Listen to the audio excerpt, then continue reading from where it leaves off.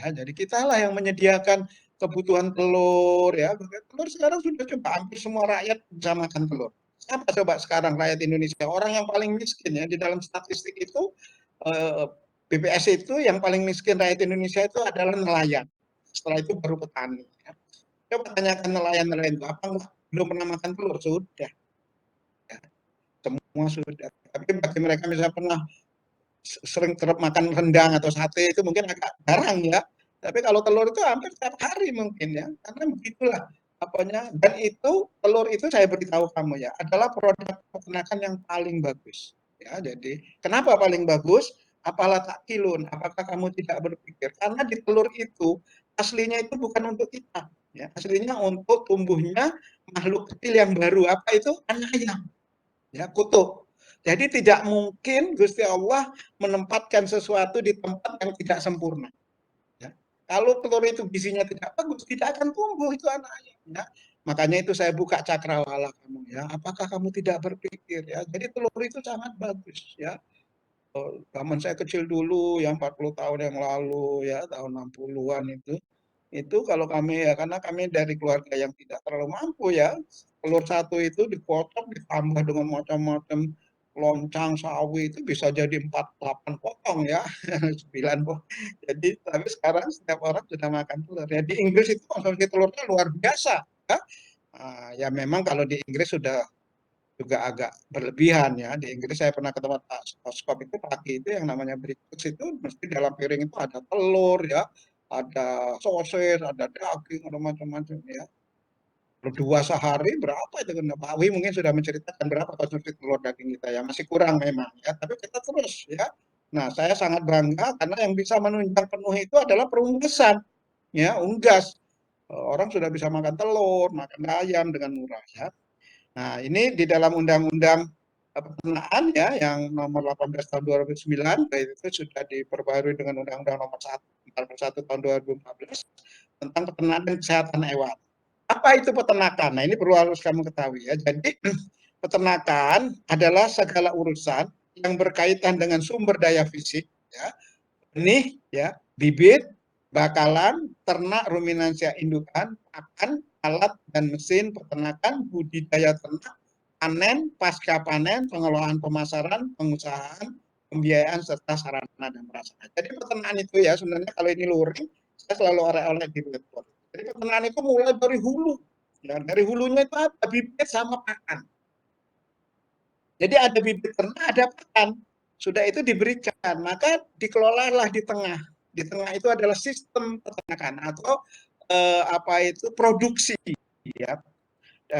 Telur produksi unggas, sapi potong, sapi perah, ruminansia besar kecil ya, tengah produksi ya, tengah. Setelah itu hasilnya dikemanakan? Bisa langsung diproduksi on the table untuk misalnya ada nugget, ada bakso, ada macam susu dan atau juga dipasarkan. Nah, jadi kalau dilihat itu 5 departemen yang ada di fakultas kita itu sudah mencerminkan peternakan dari hulu sampai ke hilir. Ya. Jadi di sini ada hulu itu bibit dan pakan, jadi eh, departemen pemuliaan dan departemen nutrisi, tengah itu produksi sapi perah, sapi potong, unggas dan sebagainya. Dan itu terakhir itu ada rantai ekonomi, sosek dan atau THT. Nah, jadi fakultas kita itu sudah sangat lengkap ya dan fakultas kita itu sudah sangat baik. Jadi ini adalah definisi dari peternakan. Jadi peternak itu mengelola segala sesuatu hewan ternak kita dari hulu sampai hilir. Ya. Nah, Undang-Undang 18 itu tentang perubahan atas undang-undang itu ternak itu adalah hewan peliharaan yang produknya diperuntukkan sebagai penghasil pangan, bahan baku industri, jasa atau hasil ikutan yang terkait dengan pertanian. Jadi ternak itu sebenarnya itu ini ya, mohon maaf ya, sebenarnya itu ya semua yang ada budidaya tentang hewan menjadi menghasilkan produk jasa dan juga barang, maka sebenarnya peternakan. Ya, tidak hanya terbatas sapi ruminansia non ruminansia terus enggak ya. Bahkan saya mohon maaf ya Undang-Undang nomor 18 tahun 2009 saya ikut awal ya. Saya di fakultasnya ada orang 3 yang diutus pada waktu itu. Saya, Prof. Joko dan Prof. Maria. Mungkin kamu udah nggak kenal ya. Prof. Maria itu sudah meninggal ya. Itu saya mengatakan bahwa peternakan itu darat, udara, air. Contohnya apa misalnya? Kalau darat jelas ya kita beternak sapi potong, sapi perah, unggas dan sebagainya. Udara apa? Saya bilang madu. Ya, saya bilang gitu, burung ya, madu. Tapi dibantah oleh orang-orang kehutanan. Ini kan eh, bantah-bantahan itu. Oh, kok bisa kok kalau madu kok peternakan? Lah iya, coba Bapak sebutkan kalau madu itu apa nama usahanya? Peternakan madu loh ya toh, peternakan saya bilang seperti itu pada ketawa mereka. Oh iya iya peternakan iya enggak ada. Itu diklaim orang kehutanan ya. Apa adanya kehutanan madu, Raun? Ada kehutanan lebah, Raun? Pasti peternakan lebah, peternakan madu. Oh iya iya iya. Tapi akhirnya nggak disetujui ya, karena itu haknya orang kota. Tapi kita tetap ya, kita sekarang di fakultas kita ada peternakan lebah ya. Kita itu di air lagi diklaim orang-orang perikanan. Enggak, kalau air itu perikanan tidak. Coba saya tanya sama Bapak, kalau lele, usaha lele itu namanya apa, Pak? Peternakan lele loh, ya toh, peternakan lele. Rawan kok pertanian lele, rawan pada ketawa ya mereka. Tapi akhirnya ya sudahlah itu. Kita juga berhak ya. Jadi kita juga, saya juga dosen ilmu makanan ternak di ternak ikan ya, di Fakultas Pertanian. Kan eh, Departemen Perikanan itu masuk pertanian ya, mestinya masuk peternakan ya. Jadi kecuali kalau itu eksploitasi laut. Nah, itu memang perikanan lah ya, eksploitasi laut ya. Tapi kalau yang ternak ikan lele, nila, bawal segala macam itu ya sebenarnya lebih banyak ke peternakan. Nah, nutrisinya itu yang bikin orang aneh, bukan orang perikanan. Hanya itu ya. Eh, saya itu dulu di sana ngajar di sana, tapi karena nggak ada tenaganya ya. Sekarang murid saya itu sudah lulus sampai bimbing sampai S3, Bu Sen itu sekarang yang menggantikan saya. Jadi peternakan itu dipelihara dan produksi ya dibudidayakan ya tenang itu ya. Jadi juga misalnya istilah-istilah rumah potong hewan segala itu keliru sebenarnya. Lebih tepat itu rumah potong ternak. Makanya yang dipotong di sana itu ternak bukan hewan ya. Kalau hewan itu lebih luas. Hewan itu bisa kucing, anjing, ulo segala macam itu hewan. Tapi kalau ternak itu adalah hewan yang dibudidayakan ya. Jadi untuk penghasil pangan, bahan industri ataupun jasa ya. Sekarang juga jasa itu juga udah banyak ya. Ada sekarang tuh apa itu pariwisata berbasis peternakan banyak di seluruh dunia, banyak di Thailand, di Indonesia juga kita datang ya, kita melihat misalnya harapan sapi di Madura itu juga berasa berbasis ternak, padahal itu adalah pariwisata. Jadi hasil ikutan, yang hasil ikutan ini yang orang banyak tidak menyadari produk hasil ikutan yang paling mahal itu apa? Kulit ya. Di negara-negara maju seperti Perancis, negara model itu kulit itu luar biasa.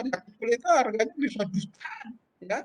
Itu dari mana? Dari ternak kita. Ya, dari ternak kita. Ya, ini yang hasil ikutan ini juga belum digarap dengan bagus. Ya, nanti kamu cobalah ya, satu di antara kamu, nanti coba ya, banyak sekali yang perlu mendapat perhatian. Nah, kalau hewan itu lebih umum. Hewan itu adalah semua binatang yang hidup di darat, yang dipelihara ataupun yang hidup secara liar ya. Jadi hewan itu ya. Nah, sedangkan hewan peliharaan adalah hewan yang cara hidupnya untuk sebagai ditentukan oleh manusia untuk masuk tertentu. Ini juga biasa uh, pet shop itu ya, hewan-hewan peliharaan, misalnya kucing, anjing ya. Bahkan perputaran uang di sana ini lebih di teman-teman KH ya, teman-teman KH biasanya berbicara tentang ini ya. Jadi apa ini pet shop itu saya juga punya kucing, punya kucing satu ya. Itu perputaran uang di pakan kucing itu ratusan miliar ya per tahunnya ya. Anjing, binatang peliharaan itu juga sangat mahal. Bahkan anjing itu ada yang harganya ratusan juta ya. Jadi ini luar biasa. Jadi di dunia peternakan dan hewan ini ya kita sebenarnya bekerjasama dengan Fakultas Kedokteran Hewan. Tapi kita lebih yang utama di bidang produksi pangan hasil hewan ya. Kalau ada sakit baru kita ngundang orang hewan, mestinya seperti itu. Nah, ternak ialah hewan piaraan yang kehidupannya ya apa? Eh,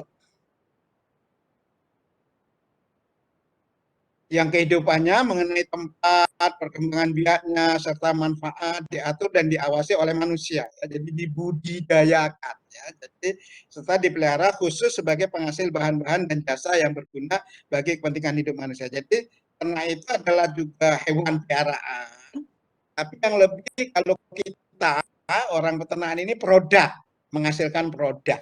Ya, jadi telur, daging, susu utamanya walaupun ada sampingannya ya.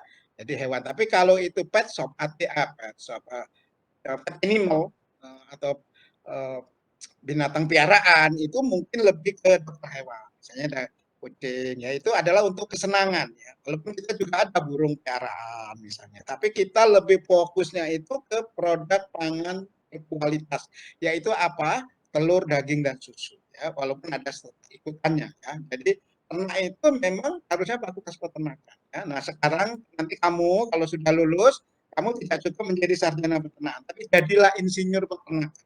Ya, nanti ada ya di tempat kita itu ada program studi insinyur. Jadi setelah S1 kamu nanti insinyur. Kalau S1 dibanding dengan dokter hewan kita kalah karena dokter hewan itu profesi dokter hewannya. Insinyur peternakan profesi terus seimbang. Nah, nantilah besok lah ya kuliah dulu yang bagus, nanti kamu lanjutkan ke insinyur ya. Jadi kalau kalau SPT itu adalah jalur tengah akademik ya, S1, S2, S3. Tapi kalau insinyur itu seperti dokter hewan, dokter apoteker, insinyur peternakan. Nah, kita sekarang sudah diakui insinyur peternakan kita masuk ke dalam Undang-Undang 1114, yaitu kita masuk ke rumah besar yang namanya PII, Persatuan Insinyur Indonesia. Tapi besok ya, nggak usah sekarang, besok ya. Sekarang kuliah dulu yang bagus, nanti setelah sarjana bisa melanjutkan ke insinyur. Peternak adalah orang atau badan hukum dan atau buruh peternak yang mata pencariannya sebagai atas seluruhnya bersumber pada peternakan ya. Peternak ya, peternak sekarang itu jangan kamu bayangkan seperti peternak zaman dulu ya. Peternak punya ayam 5 ekor, 10 ekor. Sekarang itu dia punya ayam 1 juta ekor ya.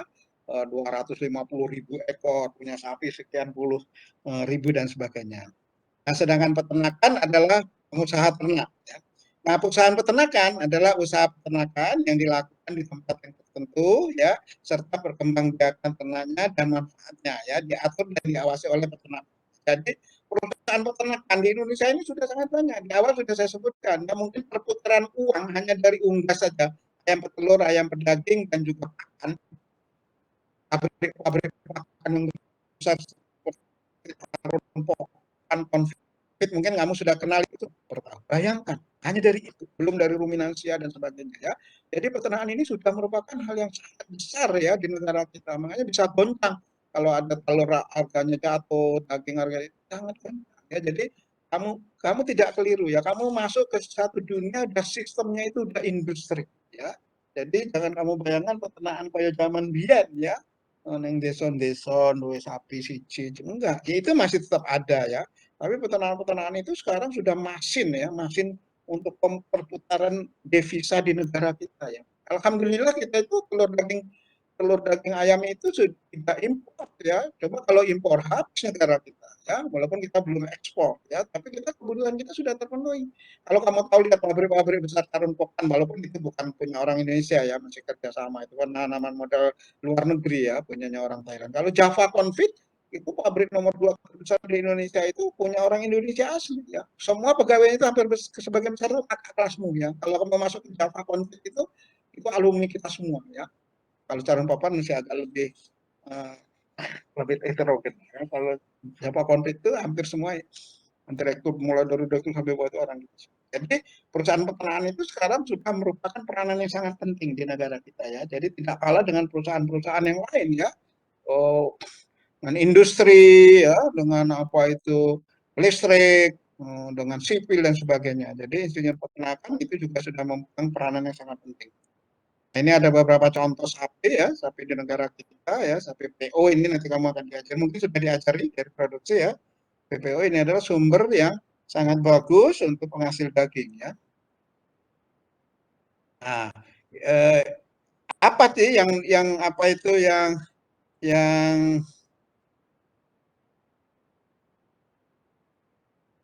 nah, ya. Bagaimana sih produktivitas ternak itu? Sudah saya sebutkan ya. Coba nanti kamu di genetik akan diajari Bu Rani atau Prof. Teti bahwa E itu sama dengan G plus E. Rumusnya itu gitu ya. Jadi performan penampilan itu sama dengan G genetik sama E environmental atau lingkungan ya, pengelolaan budidaya.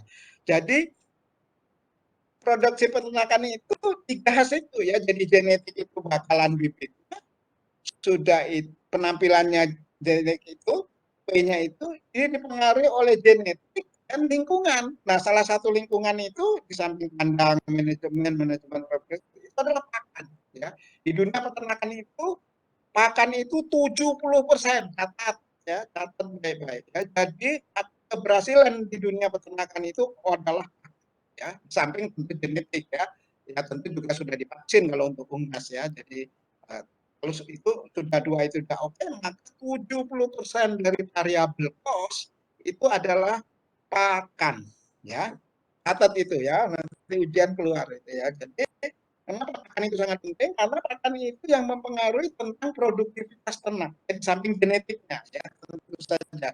Tetapi kalau genetiknya bagus, pakannya jelek, ya habis, tidak akan tercapai ya. Tapi juga sebaliknya gitu. Kalau genetiknya tidak terlalu bagus, pakannya bagus, tidak menghasilkan yang optimum. Ya. Jadi yang paling bagus itu adalah genetiknya bagus, pakannya bagus ya, sehingga hasilnya itu adalah optimum. Oke, jadi sangat penting. Jadi dicatat baik-baik itu, nanti ujian saya tanyakan itu apa faktor yang mempengaruhi peternakan yang paling utama itu adalah pakan. Karena 70% biayanya itu variabel cost yang ditimbulkan itu adalah oke, pentingnya pakan ya. Jadi biaya pakan itu tinggi ya, sangat berharga ya, worth it. Jadi sangat berharga. Pakan itu sangat berharga ya. Jadi pakan itu merupakan salah satu bagian dari lingkungan untuk ternak itu yang sangat penting. Ya. Nah, kenapa? Karena memang pakan itu sangat berpengaruh terhadap produktivitasnya itu ya, baik kesehatannya, produksinya. Nanti kamu tahu ya, adik itu Bradley Gaines itu adalah untuk pertambahan berat badan. Ya. Tidak mungkin sapi yang bagus itu pertambahan berat badannya tinggi kalau pakannya itu jelek, kalau sedikit tidak mungkin. Ya. Jadi ini juga kalau kamu punya teman-teman, saya lihat kamu langsing-langsing ya. Punya teman ada yang rada lemu, dia bilang aku gimana nih sih ngapusi. Jadi orang gemuk itu makannya mesti banyak. Ya. Tetapi orang yang makannya banyak belum tentu gemuk. Ya. Itu ilmu biokimia ya. Jadi wah aku kok anu ya mangannya sithik yang lemu areng ngapusi, mangannya sithik tapi sithik-sithik. Kan dari mana? Tambahan berat badan, penimbunan lemak itu dari mana? Masa dari udara ya nggak mungkin lah ya. Ya dari makan itu, dari makanan kalau kita pangan ya. Jadi makan makan itu sangat penting untuk penampilan produksi itu hanya di pakan. Tentu ada manajemen yang lainnya ya, perkandangan misalnya ya dan sebagainya pakan. Nanti di nutrisi ternak dasar akan saya kasih tahu lagi kamu ya. Apa nutrien yang paling utama nanti kita akan bicara lagi semester depan ya kalau ketemu dengan saya nanti nutrisi ternak dasar ya. Nah, sudah itu pakan itu harus ada kontinu ya. Nah, kontinu. Pakan itu harus ada terus karena dia makhluk hidup ya. Kalau dia makannya berhenti ya mati ya. Jadi makanya pakan itu sangat penting ya. Jadi salah satu usaha peternakan itu sebenarnya utamanya itu penunjang utamanya adalah pakan. Catat itu baik-baik ya. Jadi pakan itu di dalam usaha peternakan nomor satu. Ya, jadi ya tentu ada manajemen perkandangan, bibit, ya, vaksinasi dan sebagainya. Tapi yang nomor satu biayanya itu adalah dari pakan. Jadi tidak mungkin sapi perah, ayam broiler, ayam petelur itu menghasilkan produksi yang optimum kalau makannya jelek. Saya mengatakan bahwa sekarang itu peternakan itu sudah mesin. Jadi kalau mesin itu olinya harus bagus, bensinnya harus bagus. Apa itu pakan? Ya, saya mengatakan pakan ya di dalam buku saya di Guru Besar Menyambut 100 tahun eh, kemerdekaan RI tahun 2045 besok 2025 ya 2045 saya mengatakan ke depan di peternakan itu memang pakan ini memegang peranan yang utama kalau kita masih mau mengkonsumsi produk-produk peternakan ya. Nah, jadi dibuat sekarang saya di riset saya meneliti tentang bahan pakan ya bagaimana pengganti antibiotik dan sebagainya itu ya. Nah, jadi pakan itu harus continue, harus kualitasnya itu bagus ya. Ada, tapi kualitas tidak bagus juga tidak bagus ya. Kualitas bagus tapi jumlahnya tidak mencukupi tidak cukup, tidak bagus. Jadi pakan itu harus continue ada dan kualitasnya baik. Ya, baru nanti peternaknya itu bisa bagus. Makanya pakan itu sangat penting ya, harganya sangat penting, sangat mahal ya. Kalau memang peternakan kecil di desa itu orang ngarit cari pakan itu satu hari ya, karena dia mengharapkan dari rumput yang diberikan itu menjadi pertambahan berat badan ya. Jangan disangka loh orang ngerumput-ngerumput itu, oh gotong rumput itu untuk mencari kenaikan sapinya, berat badan sapinya itu ya memang masih gratis ya. Jadi harus kamu perhatikan itu. Nah, sekarang apa pakan ternak itu? Ya, semua bahan yang dapat dimakan oleh ternak atau istilahnya itu palatable, ya. Disukai ternak, dikonsumsi ternak dalam kuantitas tertentu. Jadi pakan itu semua bahan juga ya. Biasanya ini bersumber dari dua yang paling besar itu, dari vegetal product ataupun dari animal product ya. Kecuali untuk ruminansia sapi, untuk ruminansia sapi, kambing jangan diberi oleh produk-produk animal product ya, karena mereka adalah herbivore. Kalau kalau babi, ayam itu adalah omnivore. Jadi dia bisa omnivora seperti kita. Dia makan juga vegetal, dia juga makan animal product dan sebagainya. Ya, tapi kalau untuk herbivora, ruminansia hanya diberi produk-produk dari vegetal saja kalau bisa ya, karena dia di garis ditentukan oleh Gusti Allah dia memang pemakan tumbuh-tumbuhan ya. Tapi kalau ayam tidak, dia pemakan tumbuh-tumbuhan, pemakan animal ya, mineral dan sebagainya. Itu yang lain itu samping bisa dimakan juga dapat dicerna. Nggak dimangan tok, tapi dicerna itu ilustrasinya sederhana. Kalau kamu makan 10 bagian atau 100 bagian ya, atau besok kamu buang air ada sisa 20, maka kecernaannya itu 80%. Jadi yang dimakan dikurangi yang keluar itu namanya kecernaan. Itu secara garis besar, tapi tidak sederhana itu ya. Nanti di semester berikutnya, semester 5 saya ajari ya. Jadi dicerna. Kalau sesuatu bisa dimakan enak, palatable tapi tidak bisa dicerna, itu bukan namanya makan ya. Jadi tidak bisa, harus dicerna ya. Jadi dan dimanfaatkan. Di samping dicerna, itu juga harus diserap. Ya, jadi ada digestibility dicerna atau availability atau absorption ya atau dicerna. Jadi pakan itu misalnya tadi yang keluar itu yang tidak tercerna 20. Jadi yang tercerna 80. Yang 80 ini apa semua diserap oleh tubuh? Belum tentu. Karena darah serap itulah yang disebut dengan penyerapan absorption ya. Nah, mungkin dari 80 itu yang bisa dicerna hanya 75. Nah, ada 50%, 5% lainnya mungkin dibuang juga. Nah, makanya itu. Jadi pakan itu disukai, dapat dicerna, dapat diabsorpsi, digunakan ya. Dan yang paling penting terakhir tidak merupakan racun bagi ternak tersebut. Ya, jadi so, rasanya enak, bisa dicerna, diabsorpsi, tapi marake misalnya alergi, gatal, bahkan sampai kematian, maka itu sebenarnya bukan dikategorikan pakan yang baik. Ya. Jadi itu prinsipnya harus kamu mulai hari ini ya, saya ajarkan kamu apa itu bahan pakan, yaitu semua bahan yang dapat dimakan, ya sudah itu dapat dicerna, dapat diabsorpsi dan tidak membahayakan bagi ternaknya.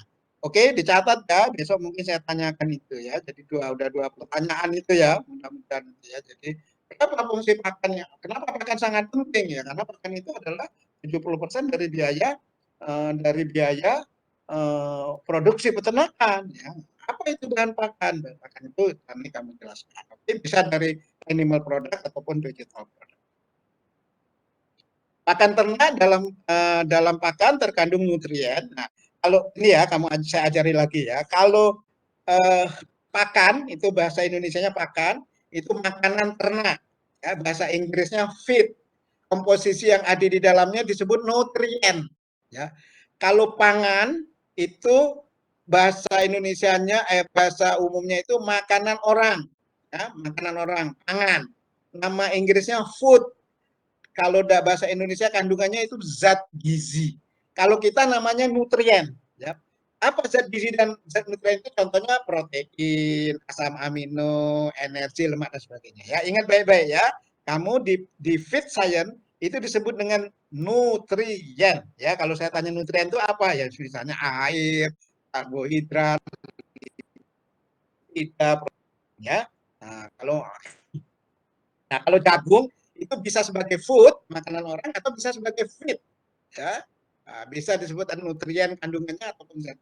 Oke ya, catat itu ya. Nah, jadi jenis ternak yang mempunyai kebutuhan nutrien yang tidak sama ya, misalnya ini juga perlu diperhatikan. Jadi setiap ternak itu mempunyai kebutuhan kandungan nutrien yang beda-beda. Ayam saja itu beda-beda.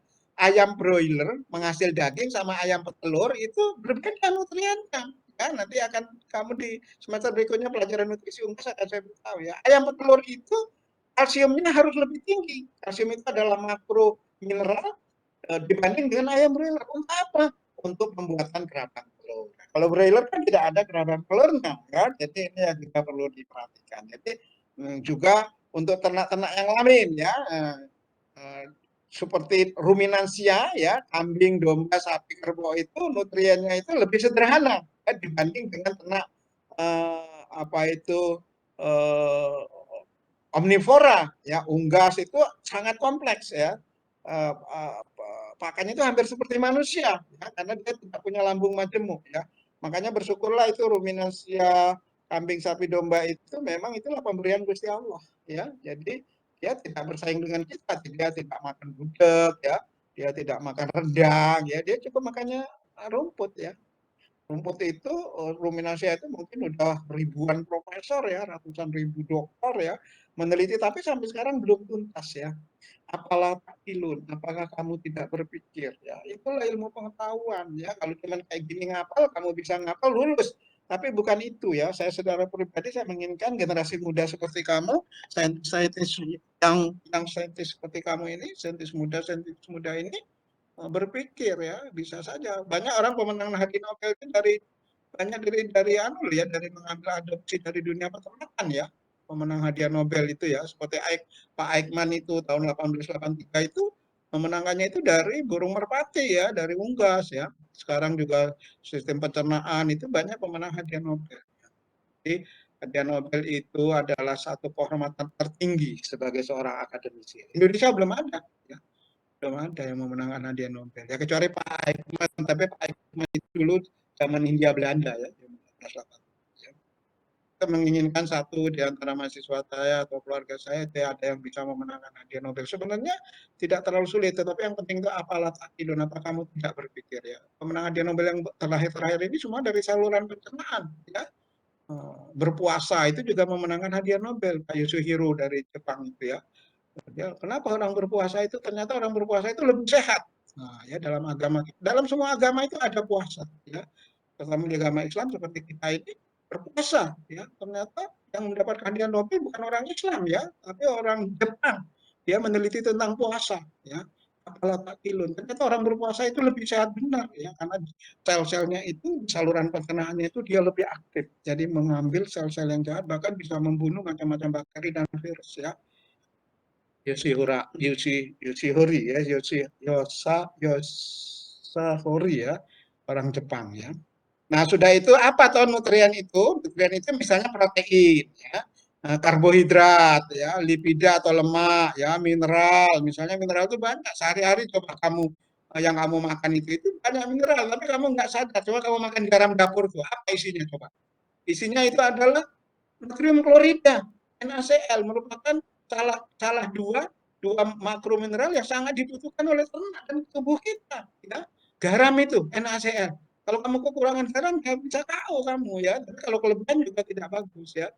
Itu loh, ya. Jadi ilmu itu mau kamu terapkan dengan kehidupanmu sehari-hari, ya.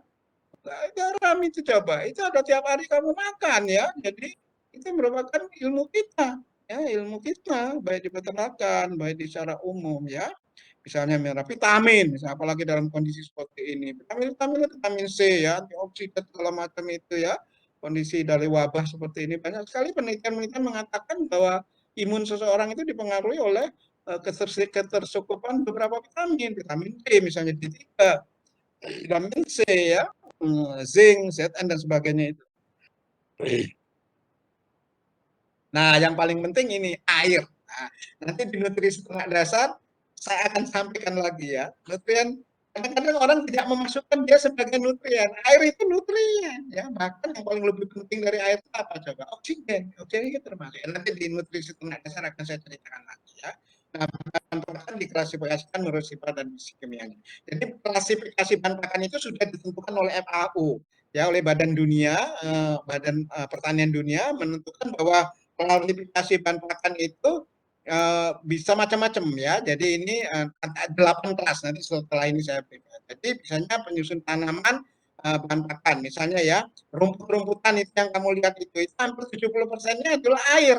Ya, padatannya itu 25%, ya, contohnya seperti itu. Nah, ini kalau elemen penyusun pakan misalnya ya, apa elemen penyusun pakan yang paling utama itu adalah CHO. Nah, ya ada satu pendapat seorang profesor mengatakan bahwa di dunia ini hanya tersusun dari 3 unsur saja. CHO, udah itu saja. Apakah ada hewan, tanaman, tumbuhan, orang, tetek, benda, isinya cuma itu. Simpel. Ya, kamu nanti apalah takil, kalau kamu tidak belajar ya. Paling utama itu 3 unsur. Di samping ada elemen lain yang namanya mineral. Itu dia bukan termasuk ketiga unsur itu. Hampir semua komponen itu ya. Apakah apa saja lah, coba tunjukkan ke saya. Itu mejamu itu, gelas plastikmu itu, makan nasimu itu, bajumu itu, minummu itu, tempe gorengmu itu apa itu CHO, tapi komponennya lain-lain. Sampai apa itu bensin sepeda motormu itu ya CHO. Ya, ada yang mengatakan seorang profesor bahwa di dunia itu cuma 3, yaitu CHO. Kan ditambah sedikit mineral. Mineral itu adalah memang dia di luar komponen 3 itu. Ya, dia adalah suatu zat yang apabila dibakar sampai 700 derajat Celcius dia tidak menguap, dia menjadi oksida mineral ya. Contohnya itu misalnya di sini adalah kalsium misalnya, dia itu bukan CHO ya. Jadi nah makanya ini yang pertama komponennya itu ada C sekitar 44%, sudah itu O juga sekian, dan itu ada O ya, ada H. Jadi CHO ini elemen penyusun pakan yang paling utama, bahkan menyusun elemen yang ada di muka bumi ini ya. Asli-aslinya seperti itu ya. Nah, sedangkan bahan organik ini nanti berikutnya ya. Jadi dalam bahan pakan itu dibagi menjadi 2. Ada bahan anorganik yang tadi mineral, dan bahan organik yang CHO tadi loh, CHO tadi. Nah, apa penyusun bahan organik yang CHO itu? Yaitu adalah misalnya lemak. Nah, ya, sudah itu gula ya, yang kamu makan tiap pagi itu, gula apa itu, gula tebu itu apa namanya coba? Itu adalah disakarida ya, eh, polisakarida berantai pendek ya, dia bukan monosakarida yang terdiri dari glukosa satu fruktosa. Yang kamu makan itu namanya sukrosa, gula ya, gula pati, gula tebu itu ya setiap hari. Nah juga ada pati ya, dan itu juga ada komponen protein. Nah ya, ada juga komponen lignin, dan itu ada hemiselulosa, ini merupakan dinding sel ya, ada selulosa. Ini adalah penyusun bahan organik yang utama untuk hijauan tadi, yang 70% tadi itu ya.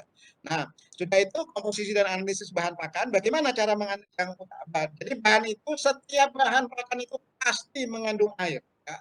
Walaupun sudah kering sekalipun, ada kecuali kalau dry matter, kalau dipanaskan 105 derajat ya. Jadi utamanya bahan airnya dikeluar jadi bahan kering. Ya. Nah, bahan kering itu terdiri dari bahan anorganik dan bahan organik. Bahan anorganik itulah tadi yang mineral. Ya. Sedangkan bahan organik tadi itu yaitu terdiri dari bahan-bahan yang mengandung protein atau yang tidak, seperti lemak, karbohidrat, serat, dan bahan ini. Ini nanti di nutrisi ternak dasar akan saya sampaikan lagi. Oke? Nah, ini analisis bahan makan atau bahan pakan menurut analisis proximat. Jadi dalam dunia peternakan nanti kamu mulai dari semester 3 sudah mengenal analisis kimia yang paling penting di peternakan itu adalah analisis proximat. Ya, jadi analisis proximat ini ditemukan di WNB Institute di Jerman tahun 1887 ya, digunakan sampai sekarang di seluruh dunia. Ya. Jadi tidak hanya untuk pakan, tapi untuk pangan juga menggunakan analisis proximat. Ya. Kenapa proximat? Karena hasilnya itu proximat mendekati ya, jadi tidak murni, tapi dia sudah bisa menggambarkan. Ya, misalnya air itu dalam bahan pakan akan menguap jika dipanaskan berapa? 105 derajat. Ya, jadi semua bahan kalau dipanaskan, kenapa 105? Karena 100 derajat itu dia menguap, dia mendidih, ditambah 5 derajat dia akan menguap. Jadi air itu akan menguap apabila dipanaskan 105 derajat. Nah, setelah itu hasilnya apa? Adalah bahan kering. Ya. Jadi karbohidrat itu ada bahan organik, bahan kering itu terdiri dari 2, bahan organik dan bahan anorganik yang saya sebutkan tadi. Ya. Jadi bahan organik itu adalah misalnya karbohidrat, ya, sudah itu lipida, protein, dan vitamin. Ya. Sedangkan bahan anorganik adalah misalnya abu, ya, abu itu adalah anorganik. Jadi ada banyak pengertian yang salah di masyarakat. Oh, itu beras organik. Ya, ya benar ya, pengertian ini salah ya dari masyarakat ya. Ya beras itu jelas organik. Kalau anorganik itu ya besi ya. Itu tadi ya, mineral ya. Jadi beras itu ya, yang dia maksud itu beras organik itu beras tanpa pupuk buatan ya, tapi itu udah salah kaprah ya masyarakat kita sekarang. Kalau beras itu ya pasti organik, karena beras kok anorganik ya. Nah, ini pengertian yang sedikit keliru di masyarakat ya. Kamu bisa menjelaskan itu ya. Jadi kalau beras itu ya bagian bahan organik, memang kalau beras kok anorganik. Tapi di dalamnya mungkin ada kandungan mineralnya. Nah, kandungan mineralnya itulah sebagai anorganik ya. Nah, sudah itu air ya. Air ini sangat penting ya. Jadi ada dari mana ternak mendapat air. Nanti jika di nutrisi ternak dasar saya ulang lagi ya. Jadi air itu adalah komponen makanan nomor 2 terpenting ya. Orang tidak mati kalau tidak makan selama seminggu ya. Tidak makan padatan seperti protein dan karbohidrat. Tapi dia akan tidak kuat dehidrasi apabila tidak menerima air dalam 72 jam ya. Jadi air itu adalah bahan pakan yang sangat penting ya. Jadi air bagi ternak itu sangat penting, terutama nanti kamu pada ternak sapi perah. Sapi perah itu susu, itu produk aslinya itu air. Ya, susu itu air. Jadi jangan sampai kekurangan air ternakmu. Itu sapi perah. Yang nomor 2 ayam telur. Ya, ayam telur itu juga produknya terbanyak telur itu isinya hampir 85% itu adalah air. Ya. Jadi kalau ternak kita 2 ternak itu yang perlu sangat kamu perhatikan. Kalau kekurangan air maka produktivitasnya tidak bagus. Ya, jadi air itu makanya diberi nanti ada istilah kamu akan mengenal. Saya kenalkan dulu dari sekarang ada ad libitum. Lithium itu diberikan sepanjang saat. Jadi setiap dia butuh itu ada. Dan nanti kata-kata lithiumnya akan kamu ingat terus ya sampai kamu lulus nanti ya. Jadi ternakmu diberi pakan secara gimana? Lithium. Ya. Diberi air minum secara bagaimana? Lithium. Ya, lithium itu artinya dia diberi sepanjang waktu setiap dia ingin makan ya, bukan dia ingin baru ada, itu bukan lithium. Ya, nah, dari mana sumbernya air? Nah, itu yang perlu. Yang pertama, air dari air minum. Ya, jadi kita harus menyediakan water drink ya. Jadi untuk ternak kita ya dalam bentuknya water drinking dan sebagainya. Jadi air itu penting ya. Bahkan air itu ada kualitasnya khusus ya. Di Eropa yang saya tahu, air minum itu merupakan standar hak asasi manusia. Dari rakyat yang miskin sampai presiden itu minumnya sama ya, air yang sama ya, air yang dikeluarkan oleh pemerintah. Kalau tempat kita kan tidak, sing suki minumnya aqua, sing anu kiri minum air sumur ya. Ini masalah air ini saya bisa kuliah satu satu tatap muka sendiri ya. Jadi air. Bagaimana kualitas air? Air yang baik itu bagaimana? Rasanya, warnanya, baunya, bentuknya. Ya. Dia mengandung apa? Tidak boleh mengandung mikrobia. Nenek moyang kita itu sudah sangat bijak ya. Kenapa air itu selalu digodok? Ya, itu adalah untuk mengurangi risiko terjadinya. Kenapa ini kok bergerak sendiri?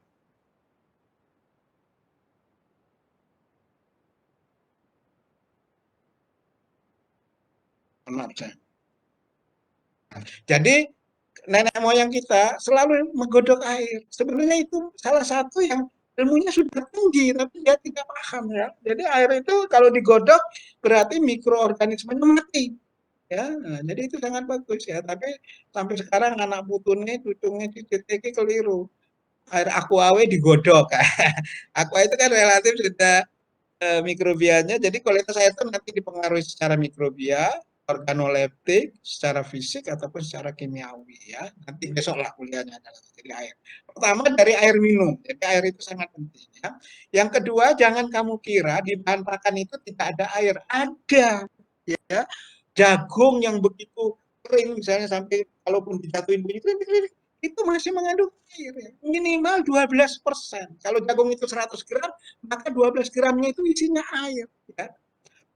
Kecuali kalau sudah dimasukkan ke dalam oven, 105 derajat semua air menguap. Itu disebut dry matter. Mohon maaf. Jadi ada air ya. Apalagi kalau kamu makan soto. Tadi pagi sarapan apa kamu? Soto ya. Soto ini isinya banyak ya. Soto Ya, aku ya seneng, aku senang soto ya. Kalau luring itu saya hampir tiap minggu beli soto ya, karena ini udah hampir setahun setengah ya. Saya itu nggak anu ya, di rumah aja WFH ini ya. Jadi kangen soto barang ya. Jadi apalagi soto ya. Jadi ada air yang berasal dari makanan ya. Sudah itu ini yang paling penting ya. Mungkin kamu belum tahu. Nanti saya lanjutkan lagi di semester berikutnya. Air metabolik.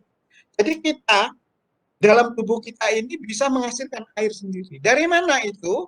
Dari katabolisme, dari pemecahan, Mbak. Jadi metabolisme itu dibagi dua. Kalau dia memecah unsur-unsur di dalam tubuh itu disebut katabolisme. Kalau dia membangun tubuh kita atau membangun produksi telur itu disebut anabolisme. Dari mana air itu? Dari katabolisme. Makanya orang berpuasa itu jangan khawatir. Dia tidak mendapatkan air dari air minum ataupun air makan, tapi dia dapat air metabolik. Satu penelitian itu bisa berfungsi 30% kebutuhan air kita. Makanya saya jamin ya kamu kalau puasa biasa ya, di semua agama ada puasa ya. Puasa Ramadan itu hanya 14 sampai 16 jam. Saya jamin tidak mati ya karena kekurangan air. Kenapa? Karena itu ada air metabolik. Kalau kita ini saya lagi cerita seperti ini, itu berkeringat ya. Itu juga proses dari metabolisme tubuh saya. Jadi air metabolik itu dia memecah lemak ataupun karbohidrat, dia menjadi CO2 plus H2O plus ATP. Duanya itu ya. Nah sekarang saya tanya orang kurus kalau orang lemu, siapa yang tahan terhadap kehausan? Coba ayo siapa? Halo, hei, halo, tahan di uang lemu karo uang kuru. Lemu. Halo. Iya, orang gemuk. Banyak salah pengertian ya. Karena orang gemuk itu dia banyak cadangannya. Dia pecah itu. Lipida itu ya menjadi apa? H2O. Ya. Jadi saya jamin ya, kamu nggak usah khawatir ya kamu ya. Puasa itu nggak akan mati, guys. Aku yang jamin. Ya, aku yang jamin, insya Allah ya nggak akan mati karena kekurangan air. Karena tubuh kita itu bisa memproduksi air ya. Di samping memang beberapa penelitian itu dehidrasi itu terjadi apabila sudah 72 jam ya 72 jam. Jadi ada satu kecelakaan yang kamu tahu ya ekspedisi namanya FedEx gitu ya. FEDX itu FedEx itu kejadian kejadian sesungguhnya ya difilmkan. Jadi bosnya FedEx itu orang sangat kaya di dunia, terbang sendiri pakai pesawat kecil itu Dakota itu atau di tengah laut itu dan pesawatnya itu memang daratnya di laut itu pesawat yang bisa daratnya itu darat itu macet pesawatnya. Dilalanya jaringan Telkomnya melalui satelit rusak dan dia tidak bawa air pada dia tidak ada persiapan apa-apa ya. Baru ditemukan 3 hari berikutnya. Ya sudah lemas tapi tidak mati. Selama 3 hari dia tidak mengkonsumsi air. Tidak. Enggak mati. Makanya saya katakan itu dehidrasi 72 jam. Ya. Itu kenyataan real loh ya, bukan teori. Ya. Dalam teori juga sama. Ternyata dibuktikan benar. Ya direktur pendek itu. Nah, sekarang orangnya masih hidup ya dijadikan cerita pendek itu ya. Jadi dia membuktikan memang kita nggak usah khawatir ya. Jadi kalaupun kita itu kurang minum, tapi memang kurang minum itu juga tidak bagus. Ya. Hidrasi itu juga bagus ya. Contohnya dehidrasi yang paling bahaya itu apabila kamu diare. Kalau itu keluar cairan gitu ya. Itu memang dia juga mengeluarkan mineral-mineral. Sehingga orang mati itu karena selnya itu menjadi mengkeret. Ya. Makanya kalau diare itu kamu harus banyak minum. Minumlah yang mengandung energi ya, glukosa misalnya ya. Makanya paling bagus itu oralit ya. Kalau kamu diare tengah malam ingat saya ya. Minum saja. Buang air minum ya bisa sampai 12 kali. Minum. Karena air itu sangat penting ya. Ya kalau dehidrasi itu memang berbeda dengan kekurangan air seperti biasa normal ya. Dehidrasi itu dalam 24 jam bisa menyebabkan sel-sel itu menjadi mengkeret ya, bisa mati kamu ya. Makanya orang diare itu kalau terjadi tengah malam tidak ada pertolongan apa itu minum. Kalau kamu tidak punya oralit, bikin sendiri. Kasih gula itu sukrosa ditambah dengan apa itu garam ya, garam itu NaCl, kamu minum besok baru ke dokter. Nah, ingat itu ya, ingat pesan saya ya. Saya mahasiswa yang kos-kosan ini randu oral ya. Jadi diare itu bukan mati karena mikrobiyanya, bukan ya. Mati karena dehidrasi. Memang dehidrasi ini secara akut ya. Jadi secara akut terus itu memang bahaya. Tapi kalau normal seperti ini puasa kita itu sampai 14 jam. Itu saya jamin cukup. Apalagi tadi pagi kamu minum susu, minum. Jangan khawatir, wes. Tak jamin ya. Jadi ada air minum. Nah, jadi 3 sumber ini, ada air minum, ada air dalam pakan, ada air metabolik ya. Jadi air metabolik ini setiap ternak, setiap hewan punya. Kan di beberapa penelitian mengatakan bisa menyumbang 30% dari kebutuhan air. Nah, sekarang apa fungsi air? Fungsi air ya banyak sekali ya. Jadi fungsi air sangat penting bagi ternak ya. Jadi apa di dalam pakan ya, pengantar panas misalnya ya. Kalau kamu panas banyak minum. Kalau temperatur tubuh minum. Jadi dia juga bisa menghambat membakar dari panas tubuh air itu ya. Jadi air ini memang istimewa ya. Ya, saya beragama Islam, sekali lagi saya katakan, banyak dalam Al-Quran itu disebutkan ya, bahwa di sorga itu mengalir sungai-sungai. Allah menyebutkan sungai, air, ya air. Tidak Allah menyebutkan gunung-gunung emas itu dolar, tidak, tapi air. Jadi air itu salah sumber kehidupan yang sangat luar biasa. Ya. Bahkan arsinya Gusti Allah itu adalah dari air. Ya. Jadi H2 ya air itu bisa dikatakan ya H2O ya, tapi bisa yang lain-lain ada yang sebagainya. Ya. Tapi yang lain lagi sebagai aktivitas metabolik. Dalam tubuh kita tidak mungkin terjadi proses metabolisme kalau tanpa air. Tidak mungkin. Ya, jadi air ini sangat penting. Ya. Yang penting lagi proses pencernaan. Pencernaan di dalam perut kita ini harus ada air karena dia hidrolisis. Jadi hidrolisis itu membutuhkan air. Ya, jadi ini yang perlu juga mendapat perhatian kami. Jadi air ini fungsinya sangat banyak ya, sangat banyak dan sangat berperan sangat penting ya. Sudah tuh peranan kimia air ya, penambahan oksida dan sebagainya.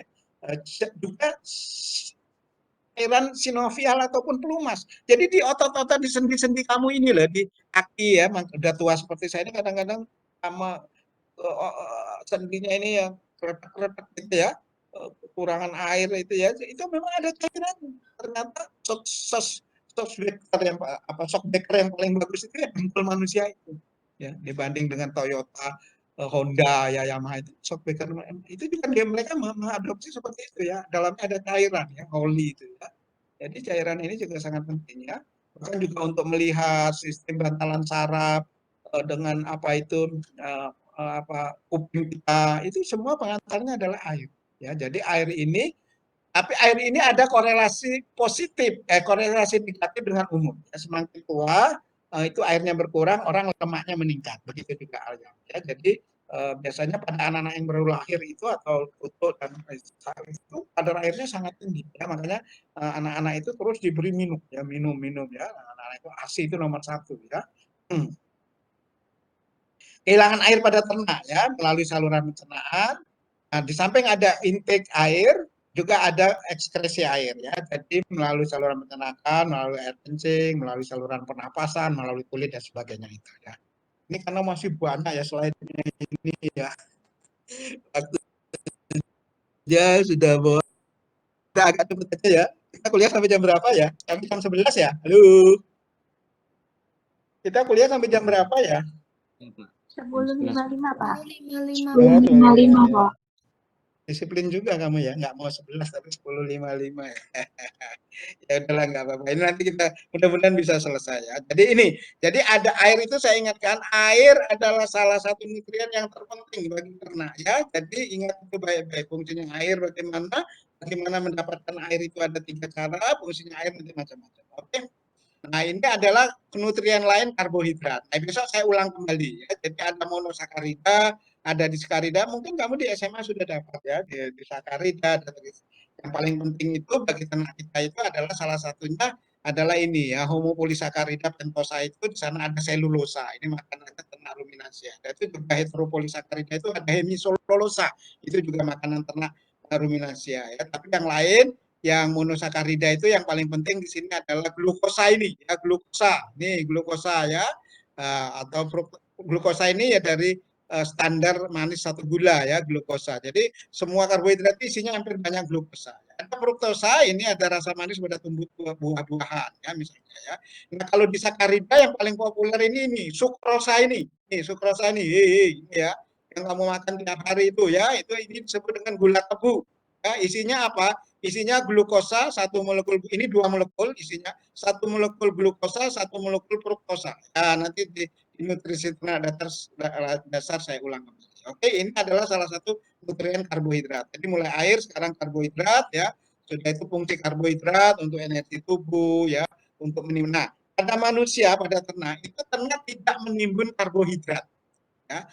Ada sedikit. Apa karbohidrat pada manusia animal itu yang disebut dengan glikogen. Laktosa itu pada ibu menyusui atau sapi berproduksi susu ya. Tapi manusia itu tidak seperti tumbuh-tumbuhan. Ya, hewan itu tidak seperti itu. Dia menimbun kalau kelebihan karbohidrat dirubah menjadi lemak ya, dirubah menjadi lemak tubuh ya, atau lemak susu. Nah, yang merah-merah ini aja ya, yang paling itu glikogen. Glikogen itu gini ya. Ini saya cerita sedikit ya. Jadi kalau kamu makan nasi, nasi itu adalah pati. Pati itu adalah karbohidrat tidak terstruktur ya. Isinya glukosa dia itu oleh eh, karbohidrasa dipecah menjadi glukosa, diserap di dalam tubuh. Di dalam tubuh itu kalau digunakan untuk bergerak dia masuk siklus Krebs. Ya, dia menghasilkan Ca2, H2O plus energi masuk di potong 22. Glukosa itu C-nya 6. Nah, kalau masih berlebih dia disimpan dalam bentuk namanya karbohidrat otot glikosa, glikogen. Ya. Kalau masih berlebih tidak bisa menyimpan glikogen membuat otot itu glikogen bukan. Itu adalah bagian juga dari ya ada glikogennya, tapi terus ya potongnya jembling segala macam itu lemak. Kan disimpan dalam bentuk lemak. Ya, glikogen itu ada. Kalau kita pas puasa, maka yang dipecah katabolisme pertama itu glikogen. Nah, itu ya. Jadi dipecah menjadi glukosa digunakan masuk ke siklus Krebs gitu ya. Tetapi begini, ada orang penyakit diabetes. Biar kamu tahu sedikit-sedikit ya. Glukosa yang kita cerna serap itu dirubah oleh hormon insulin dirubah menjadi glikogen. Tetapi kalau hormon insulin dalam tubuh seseorang itu kurang atau karena dia sakit, karena sudah sepuh, insulin itu diproduksi di mana di pankreas. Di pankreas itu ada dua, eksogen dan endogen. Yang eksogen itu menghasilkan dus-dus pankreatik, enzim pencernaan. Yang endogennya itu adalah sel beta menghasilkan insulin. Orang yang diabetik itu, saya termasuk turunan yang diabetik ya. Orang yang diabetik tipe 2 itu dia tidak mampu, salah satunya loh ya, maksud saya ada lain lagi, cuma karena reseptor juga bisa. Dia kekurangan insulin sehingga gula darahnya banyak tidak digunakan. Nah, memang dia silence. Gula darah itu tidak membunuh secara langsung, ya, tapi dia merusak jaringan. Maka ditakon nih, gulamu piro? Ya, kan nanti sekarang mungkin kamu masih sehat, ya, tapi kalau udah berumur kita kan tahu gulamu piro? 110 ya, desiliter ya, per desiliter. Itu artinya yang normal itu sekian. Tapi ada orang sampai gula darahnya itu 400. Itu sudah karena tidak berfungsi insulin. Ya. Nah, jadi memang gula darah ini harus tidak boleh tinggi ya. Nah, yang insulin makanya kalau yang sudah ibu saya itu tiap hari disuntik insulin. Nah, insulin diproduksi ya, insulin. Dulu insulin dibuat dari babi ya, dari komponen babi, tapi sekarang sudah tidak, ya, sudah sintetik murni ya. Jadi bisa disuntik ya. Nah, jadi itu sebenarnya gula segala macam itu kerangka karbon. Itu C gitu ya. C, atom C tidak saya sebutkan tadi di dunia ini ada CHO ya, C kerangka. Nah, kerangka karbon itu nanti kalau berlebihan juga bisa juga untuk mensintesa protein. Protein itu juga sama dengan karbohidrat ya, tapi dia ada N. Nah, nanti saya katakan ya. Sudah itu juga bisa menjadi struktur polisakarida dan asam nukleat. Ya, terus, wah ini waktunya nggak ketemu. Yang kedua, yang ketiga yaitu lipida, minyak. Ya, apa bedanya lemak sama minyak? Kalau lemak itu dia biasanya asam lemaknya itu jenuh dalam kondisi ruang ini dia warna padat. Kalau minyak itu banyaknya asam lemak yang tidak jenuh berbentuk air. Nah, minyak itu banyak dari vegetal produk ya, misalnya minyak kelapa sawit, minyak. Sedangkan lemak itu biasa dari produk-produk hewan. Ya, nah produk hewan ruminansia itu biasanya jenuh, ya jenuh. Ya, nah lemak itu bisa digunakan di dalam tubuh kita sangat penting ya. Jadi bentuk lemak tubuh, lemak susu, dan lemak sukutan dan sebagainya. Wah ini waktunya nggak cukup. Sudah itu protein. Ya, jadi ingat depan ya ada air, karbohidrat, lemak, sekarang protein. Nah, protein itu sebenarnya senyawa N. Jadi kalau di analisis proximat itu yang disebut dengan protein kasar itu adalah N kali 6,25. Bisa juga N-nya itu bukan dari asam amino. Tapi yang umum bahwa protein itu rangkaian dari asam amino. Ya, ada 10 asam amino esensial, nanti kamu pelajari di dalam pakan kita itu ada 22 asam amino. 10 diantaranya itu esensial. Apa itu esensial? Harus ada di dalam pakan. Contohnya paling populer aja lah, yang lisin misalnya, metionin, triptofan dan sebagainya. Ya. Nah, pada ternak non ruminansia ayam, babi itu harus diberi, harus lengkap ya. Karena dia berbeda dengan ruminansia. Kalau ruminansia dia bisa mensintesa ini dengan bantuan mikrobia. Nah, itu bedanya ya. Makanya ternak ruminansia itu makannya lebih simpel. Ya, lebih simpel ya. Nah, kalau ternak non ruminansia harus terpenuhi ya. Jadi ternak non ruminansia ayam, babi itu pakannya harus seperti kita, asam aminonya harus ada, proteinnya harus. Kalau ternak ruminansia tidak. Nah, apa fungsi protein? Banyak sekali ya. Hampir semua ada yang mengatakan bahwa tidak ada kehidupan ini tanpa asam amino, tidak ada kehidupan ini tanpa protein. Semua kehidupan ya mengatakan seperti itu. Ada beberapa ahli di dunia mengatakan kehidupan itu adalah asam amino, protein harus ada ya. Nah, pertama fungsinya apa? Menyusun jaringan tubuh ya. Sudah itu menyusun enzim, hormon, membawa O2 dan sebagainya. Dan itu kolagen ya. Antibodi yang sekarang digembur-gemburkan orang itu protein ya, imunoglobulin itu protein. Jadi kamu ada sekarang beberapa penelitian harus banyak makan telur karena di telur itu ada globulin, ada protein sebagai prekursor dari antibodimu itu loh. Ya, ada penelitian terbaru dari Amerika ya 2021 ini. Maka untuk melawan COVID ini salah satunya harus banyak mengkonsumsi telur. Ya, nanti saya jurnalnya saya berikan. Itu sudah dibuktikan. Ya, karena antibodi itu ya perlu vitamin, perlu, tapi intinya itu protein. Nah, ya banyak orang keliru ya. Jadi makan itu jangan makan karbohidrat, tapi makan protein. Ya, itu sangat penting. Ya, ingat itu baik-baik ya. Ayo, tiap hari sekarang makan telur. Ya, jadi makan telur dalam kondisi seperti ini ya. Minimal satu lah sehari ya. Sudah itu asam amino esensial. Ini juga dari energi tubuh juga bisa untuk bulu, tanduk dan sebagainya. Nah, nilai biologis protein ini susu itu sudah saya sebutkan tadi yang paling bagus dari produk-produk hewan itu paling bagus adalah susu ya. Kalau saya telur ya, jadi yang paling bagus itu 100% itu telur ya, paling bagus. Kalau dibandingkan berikut keduanya adalah susu. Ya, telur itu kalau diasumsi 100% nilai biologisnya, maka susu itu sekira 95 sampai 97. Ya, ada ikan, kedelai ya, biji kapas, jagung dan sebagainya. Jadi kebutuhan protein bagi ternak, kandungan protein kasar, protein dapat dicerna dapat di dalam intestinum. Ya, ini juga ya. Nah, ada tuh yang berikutnya adalah vitamin. Nah, vitamin ini juga ada dua, kamu sudah dipelajari, vitamin yang larut dalam air dan vitamin yang larut dalam lemak. Ya. Kalau yang di SMA sudah diajari ADEK ya, jadi ADEK itu adalah vitamin larut ADEK, itu yang larut di dalam lemak. Pada saat ini mungkin yang paling banyak dibutuhkan itu adalah kolekalsiferol ya, D3 ini dibutuhkan untuk prekursor juga bantuan dari untuk membentuk imun tubuh kita ya. Sudah itu ada juga vitamin larut air. Nah, vitamin larut air itu sebenarnya isinya cuma dua, vitamin B dan vitamin C, tapi B itu banyak. B1, B2, B6, B12 ya, macam-macam ya, ada berapa itu, ada 11 atau saya lupa ya. Sudah itu C itu asam askorbat. Ini juga sangat penting dalam kondisi seperti sekarang ini. Kenapa? Dia merupakan antioksidan. Jadi ini juga bisa untuk memperkuat tubuh kita melawan virus. Ya, jadi dua vitamin yang perlu kamu konsumsi yang cukup bagus pada saat ini adalah D3 dan vitamin C. Yaitu kalau mineral itu zinc ya, kalau nggak salah zinc itu juga membantu. Tapi yang paling utama itu inti pokoknya itu adalah protein. Kamu makan telur. Halo, makan telur ya.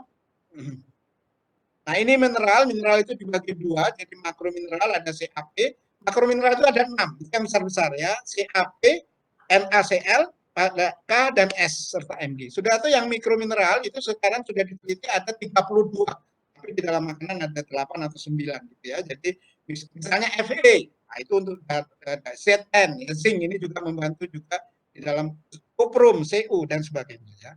Nah, fungsi mineral membentuk tulang dan gigi, mempertahankan koloidal senyawa dalam tubuh, memelihara keseimbangan asam basa sebagai aktivator enzim, sebagai komponen enzim, ya karakter kekuatan otot dan sebagainya. Ya. Jadi ini, waduh, waktunya masih ada banyak ini. Mineral dalam tubuh ternak mempunyai efek antagonis ya, yang perlu diperhatikan juga mineral ini tidak boleh kurang juga tapi tidak boleh berlebihan. Kenapa? Karena satu mineral dengan lain ada efek antagonis ya. Jadi mineral itu kalau kurang dia defisiensi, kalau kelebihan dia juga bisa saling berinteraksi kurang bagus ya. Nanti di nutrisi ternak besar saya ajari lagi ya. Nah, ini klasifikasi bahan pakan. Klasifikasi bahan pakan itu menurut FAO itu ada 8 kelas ya. Kelas 1, kelas 2, kelas 3 ini biasanya hijauan. Ya, hijauan-hijauan itu digunakan untuk pakan ternak ruminansia ya. Misalnya kelas 1 hijauan kering ya, kelas 2 hijauan segar ya. Udah tuh silase, ini kelas 3. Nah, mulai kelas 4 itu sumber energi, kelas 5 sumber protein, kelas 6 sumber vitamin, kelas 7 sumber mineral, kelas 8 aditif. Ini biasanya digunakan banyak pada ternak non ruminansia ya. Jadi apa standarnya? Yaitu serat kasar ya. Jadi standarnya itu serat kasar ya. Jadi serat kasar tidak boleh lebih dari 18% dan kitanya lebih kecil dari 20. Ini termasuk pakan yang ada di dalam pakan berserat tersebut ya. Itu pakan konsentrat atau pakan sumber energi itu kelas 4. Itu serat kasarnya tidak boleh lebih besar dari 18 dan proteinnya tidak boleh lebih dari 20%. Nah, itu kalau nomor 5 itu proteinnya harus lebih besar dari 20%, tapi seratnya kurang dari 18%. Ya, sumber protein. Misalnya apa sumber protein itu gampang. Ya, kamu kalau ditanya kalau sumber energi itu banyak, nasi yang kamu makan itu sumber energi ya. Sudah itu apa jagung ya. Kalau pakai ternak kita ada gaplek, ada dedak ya, ada bekatul, itu semua sumber sumber energi. Kalau kelas 5 itu sumber protein ya, kalau untuk ternak kita misalnya dibagi dua yang paling besar. Sumber protein vegetal itu misalnya bungkil kedelai ya, dari tumbuhan bungkil kelapa. Tapi ada sumber protein hewani ya, tepung ikan, MBM dan sebagainya. Nah, sumber protein hewani ini tidak boleh kamu berikan kepada ternak ruminansia ya, karena ternak ruminansia itu dia herbivore. Oke ya. Jadi yang berikutnya pakan suplemen itu ada kelas mineral ya, tepung ikan, batu kapur. Batu kapur itu sumber Ca yang bagus. Batu kapur itu di Gunung Kidul itu banyak. Negoro Gunung Kidul isinya kapur kabeh ya, supi nanti itu ya. Nah, rumusnya apa? CaCO3 ya. Nah, itu banyak digunakan. Garam dapur yang tiap hari ada di meja makanmu itu ya itu juga mineral yang sangat penting. Ada itu kelas nomor 7 adalah sumber vitamin. Tadi sudah saya sebutkan ada 2 larut air. Nah, yang kelas nomor 8 inilah nanti kamu sampai nanti kalau kamu mau sampai dokter, saya penelitian banyaknya di kelas 8. Sebagai aditif. Aditif pakan itu adalah sumber bahan pakan tapi tidak mengandung nutrien. Kalau yang lainnya 1 sampai 7 itu mengandung. Penyediaan pakan dan potensi sumber daya lokal ya. Nah, ini juga integrasi antara ini pasti lah mudah-mudahan pasti. Ya, jadi di livestock system itu bisa integrasi ya, misalnya di hutan ya, di bawah ini ada beberapa contoh, misalnya ini padi misalnya ya, jadi ini apa ini coba sebentar. Nah, ini adalah ranking dunia. Indonesia itu termasuk produser apa ya tahun 2009 itu padi itu beras maksudnya kita ranking 3, udah jagung itu kita ranking 1 di Asia, ya soyabin ini kita ranking 6, ya soyabin ini kedelai, pepper ini merica, ya CPO ini ya, crude palm oil ini juga penting ya, crude palm oil ini penting. Yang sekarang kelapa sawit itu ya, saya salah satu pendukung kelapa sawit, tapi ada juga yang nggak mendukung ya. Rubber ini karet, coklat, kopi, teh, dan coconut. Coconut itu berbeda CPO sama coconut oil ya. Kalau coconut oil ini yang paling bawah ini adalah minyak kelapa ya, niur melambai-lambai kelapa itu loh. Tapi kalau CPO ini crude palm oil itu minyak kelapa sawit. Nah, ini yang paling banyak sekarang di supermarket yang ada apa bimoli segala macam itu. Ya, kita sekarang mengkonsumsi ini paling banyak ya CPO ini ya. Jadi kelapa ini sudah tidak terlalu banyak sekarang ya. Kalau ini tidak terlalu banyak ya, agak berbeda sedikit. Kalau ini kelapa sawit, crude palm oil, kalau coconut oil ini kelapa ya beda ya. Nanti rumus molekulnya juga agak sedikit berbeda.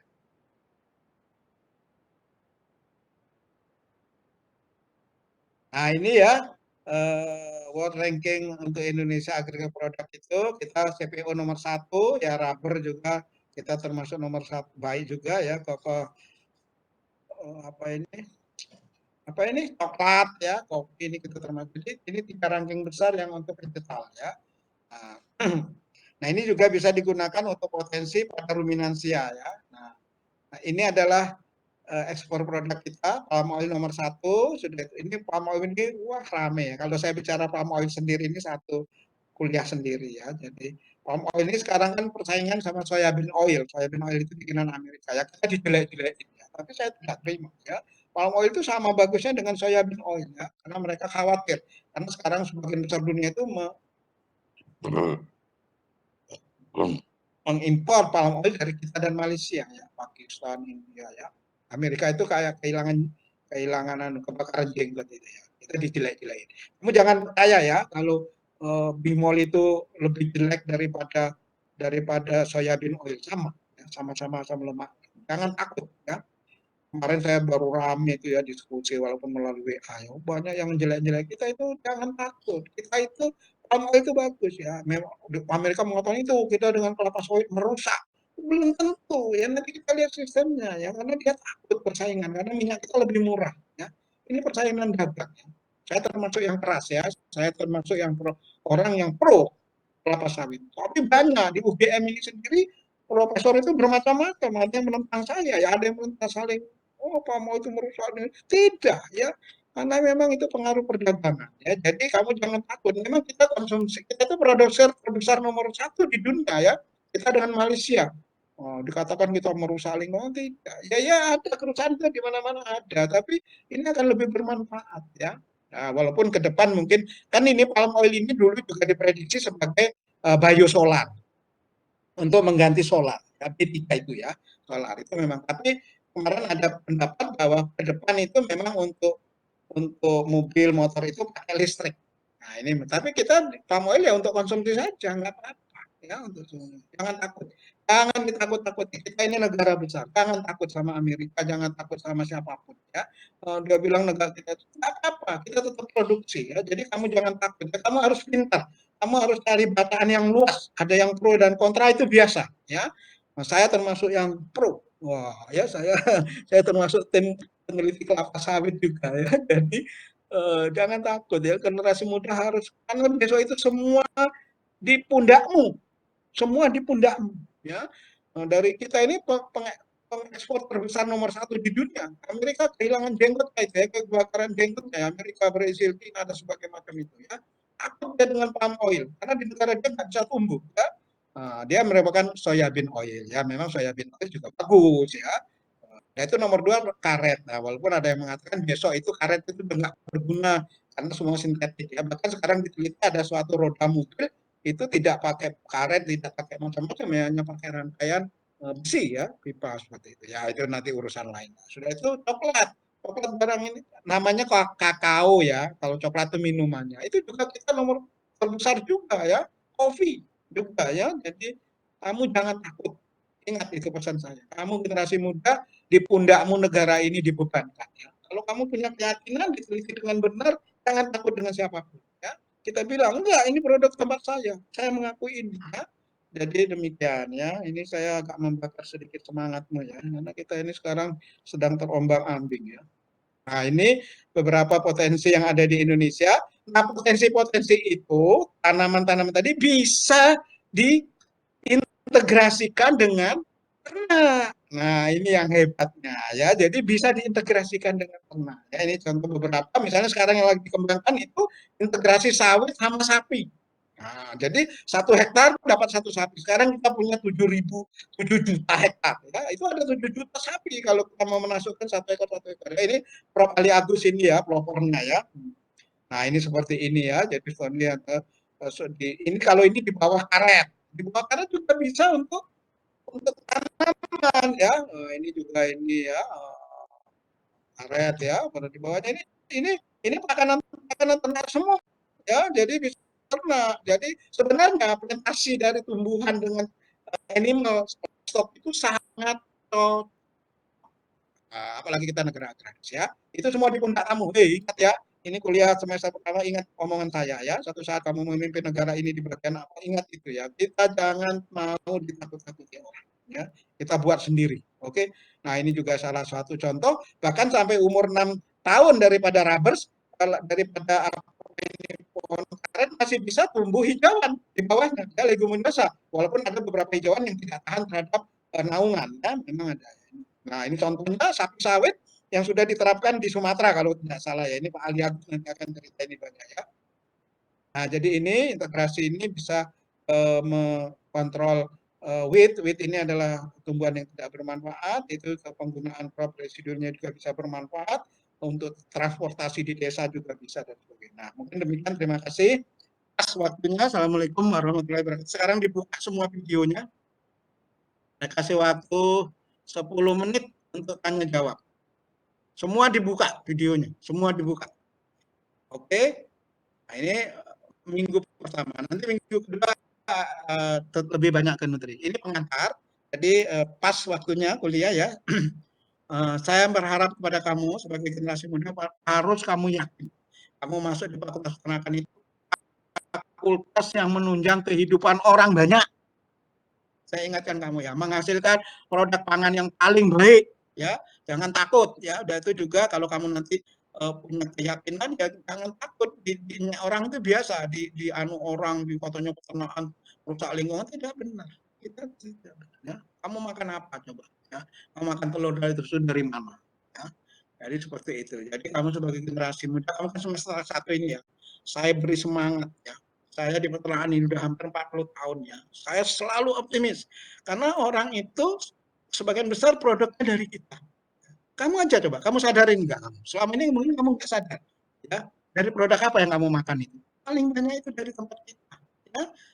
Jadi kamu harus bangga dengan pengantar ini, dan induk peternakan itu bukan lagi ecek-ecek, bukan produk ecek-ecek, tapi merupakan industri yang menunjang kehidupan orang banyak. Oke, mungkin demikian. Silakan kalau ada pertanyaan. Ayo dibuka semua itu. Siapa aja ini? Ayo. Ini ada siapa ini?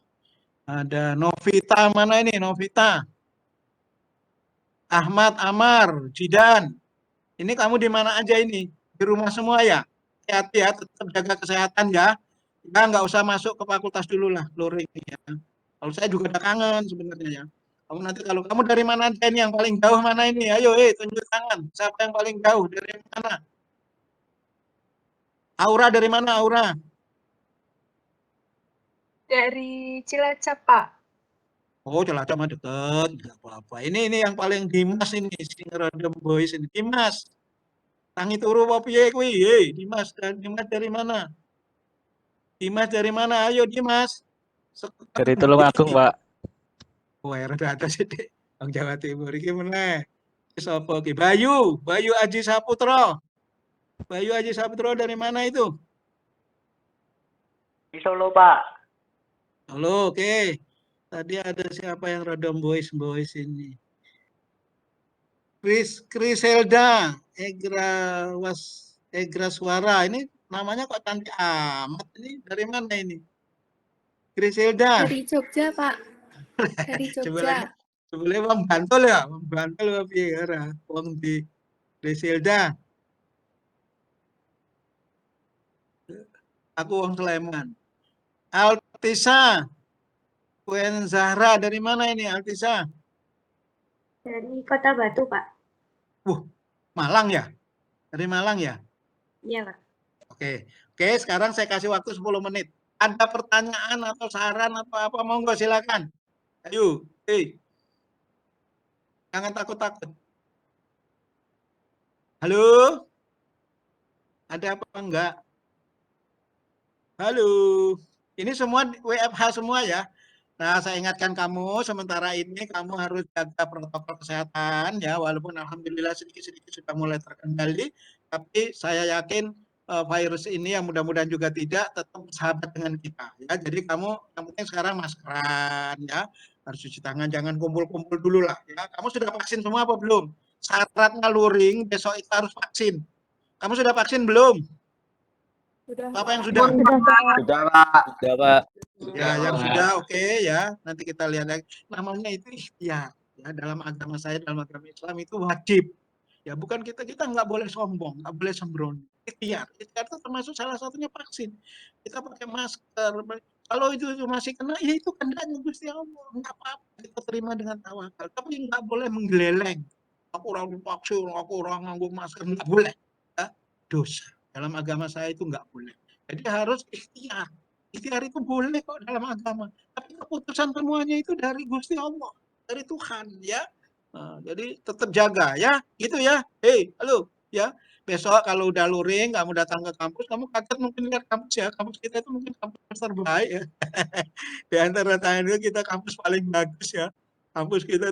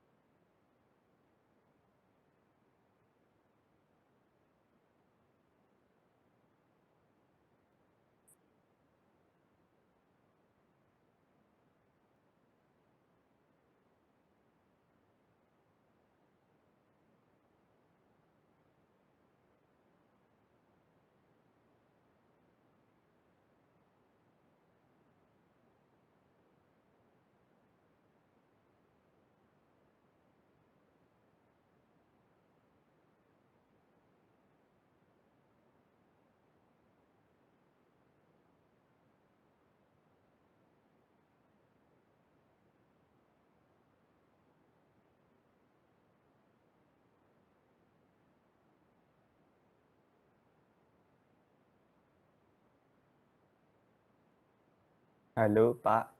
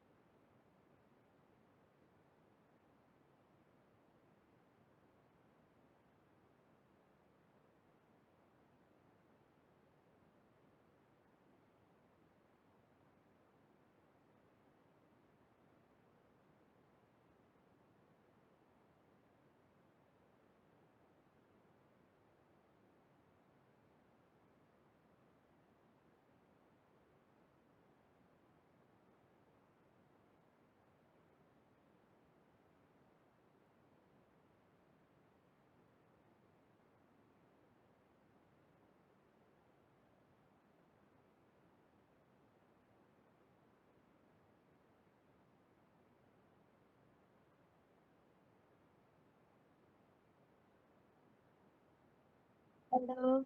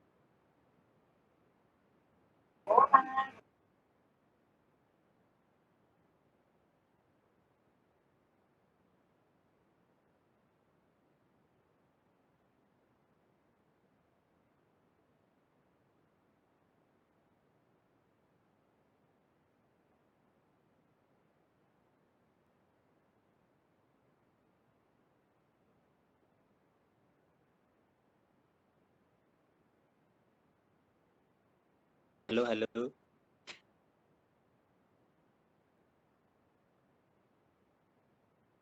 Halo, halo. Ini nungguin apa?